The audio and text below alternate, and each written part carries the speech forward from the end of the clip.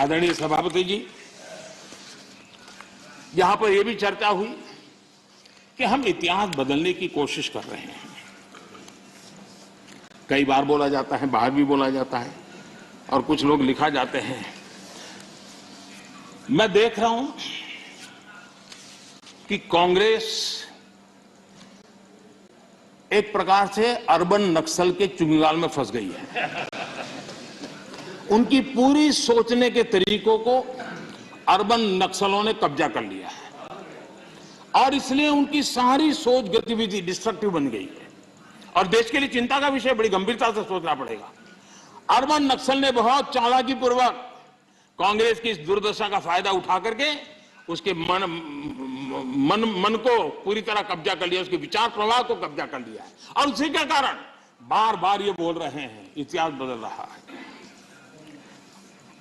आदरणीय सभापति जी,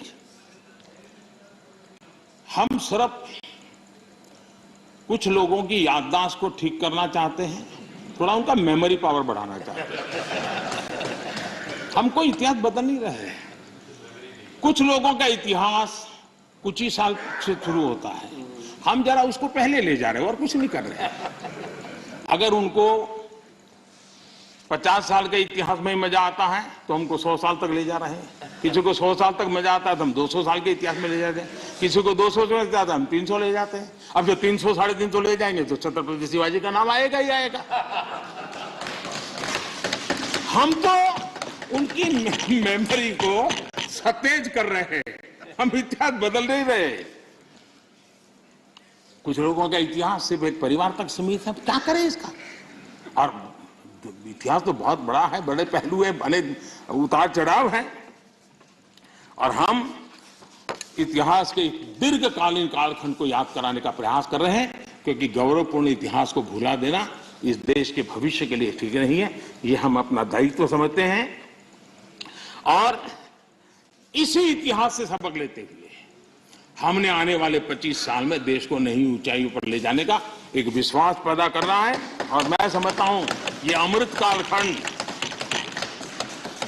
अब इसी से आगे बढ़ने वाला है। इस अमृत कालखंड में हमारी बेटियां, हमारे युवा, हमारे किसान, हमारे गांव, हमारे दलित, हमारे आदिवासी, हमारे पिछड़े समाज के हर तबके का योगदान हो, उनकी भागीदारी हो, उसको लेकर के हम आगे बढ़े।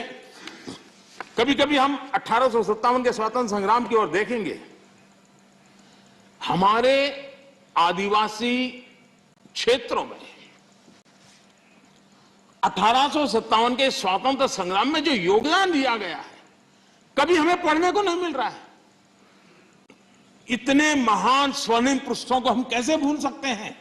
और हम इन चीजों को याद कराने की कोशिश कर रहे हैं। हमारी कोशिश है देश आत्मविश्वास से भरा हुआ हो, देश आगे बढ़े। आदरणीय सभापति जी, महिलाओं के सशक्तिकरण भी हमारे लिए प्राथमिकता है। भारत जैसा देश 50% आबादी, हमारी विकास यात्रा के जो सबका प्रयास का विषय है, उस सबके प्रयास में सबसे बड़ी भागीदार हमारी माताएं बहनें हैं। देश की 50% जनसंख्या और इसलिए भारत का समाज की विशेषता है, अपनी परंपराओं में सुधार करता है, बदलाव भी करता है। ये एक जीवन समाज है।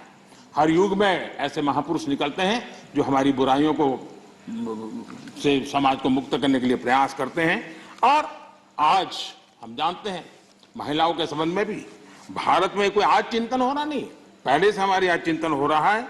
उनके सशक्तिकरण को हम प्राथमिकता दे रहे हैं। अगर हमने मैटरनिटी लीव बढ़ाई है तो एक प्रकार से महिलाओं के सशक्तिकरण और परिवार के सशक्तिकरण का हमारा प्रयास है और उस दिशा में हम काम कर रहे हैं। बेटी बचाओ बेटी पढ़ाओ, आज उसका परिणाम है कि जेंडर रेशियो में जो हमारी असंतुलन था उसमें काफी अच्छी स्थिति में हम पहुंच गए और जो रिपोर्ट्स आ रहे हैं उसमें आज हमारे कुछ स्थानों पर तो हमारे यहाँ पुरुषों से माताओं बहनों की संख्या बढ़ रही है। ये बड़े एक आनंद का विषय है, गौरव का विषय है। जो बुरे दिन हमने देखे तो उसमें से हम बाहर आए हैं और इसलिए हमने प्रयास करना चाहिए।